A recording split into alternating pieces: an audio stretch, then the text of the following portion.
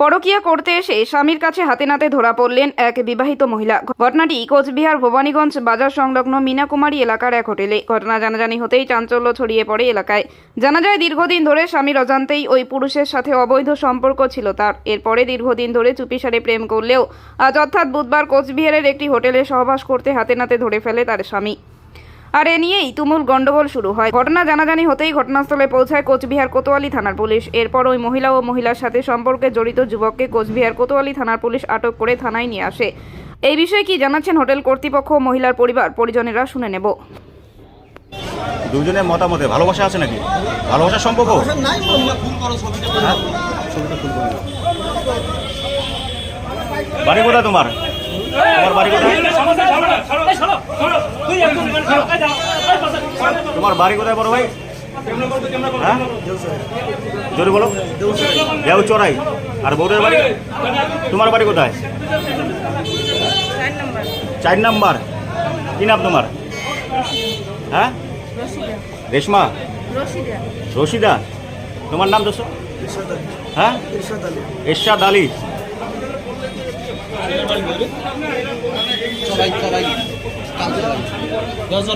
মানে এ আর কি তোমার বউ না? তোমার বউ না?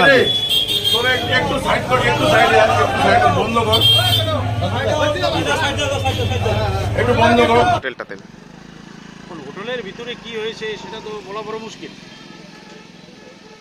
আমাদের 2-4টা ছেলে টাউনে আসছে, আসার পরে কী রকম এখন ওর সব মেয়েটার সঙ্গে চেনা পরিচিত, মানে গ্রামে দেখা হয় যে অমুকের বউ, ওই হিসেবে তোমার সাগরডিগির পারে মেয়েটা দেখা হয় একটা ছেলের সঙ্গে। তখন এই 2-4টে ছেলে ওই মেয়েটাকে ফলো করে যে এটা তো ওইখানকার ওই ছেলেটার বউ। তো ওখান থেকে আসার পরে মেয়েটা পিছে করে টোটোতে পিছে করে হ্যাঁ, এখন হোটেলটার কী নাম সেটা জানি না। হ্যাঁ টুরিস্ট হোটেল। ওইখানে যে ছেলে মেয়ে দুটো ঢোকে। এখন ঢোকার পরে ওই 2-3টা ছেলে ওখানে ছিল। তারপরে ওখান থেকে ওরা যোগাযোগ করতেছে বাড়িতে, ওর স্বামীকে যোগাযোগ করে ও স্বামী কয়েকটা লোকজন নিয়ে আসছে। আসার পরে হোটেলের মালিকের সঙ্গে যোগাযোগ করে হ্যাঁ, এখন ছেলে মেয়ে একটা ওখানে বাইর করলে পাবলিক যদি বাইসে ধরে অনেক মারামারি করবে। তখন কি করলো, থানায় যোগাযোগ করে থানায় নিয়ে চলে আসবে। এখন থানায় ওরা মেয়ের পক্ষে গার্জিয়ান আসে নাই, ছেলের পক্ষে আসছে, ছেলেরা আসছে। কি মনে হচ্ছে এর অবৈধ কোনো সম্পর্ক রয়েছে? এখন অবৈধ সম্পর্ক রয়েছে, অন্য ছেলে নিয়ে যখন একটা হোস্টেলে ঢুকবে তো নিশ্চয়ই অবৈধ হবে। কোন জায়গার ঘটনা? আপনাদের বাড়ি কোথায়? বাড়ি আমাদের ছোট ললঙ্গি বাড়ি, পাটছাড়া গ্রাম, ছোট ললঙ্গি বাড়ি। হ্যাঁ, জিপি পাটছাড়া। আপনার নাম? মনিরুল হোসেন। আপনি ওখানে আপনি গ্রামের কি হন? আমরা ফোন। আসল ঘটনা হলো, আমি বাড়িতেই ছিলাম, আমার ম্যানেজার আমাকে ফোন করলো যে হোটেলে ভিড় হয়েছে, যে একটু কে কার স্বামী তার মিসেসকে একজন লোক নিয়ে এসছে।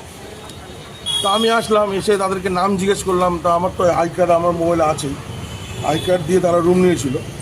আই কার্ড আমি যে দেখিয়ে দিচ্ছি, এখানে আই কার্ড দেওয়া আছে আমার হোটেলে।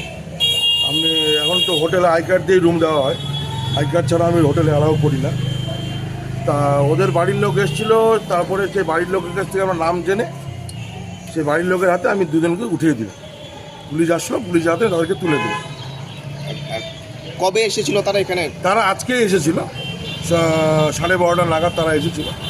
তখন আমি হোটেলে উপস্থিত ছিলাম, তখন আমার সঙ্গে ঢুকেছে। তখন তো আমার জানা সম্ভব না যে কার কী, কার রিলেশন, কার সাথে কী ব্যাপার।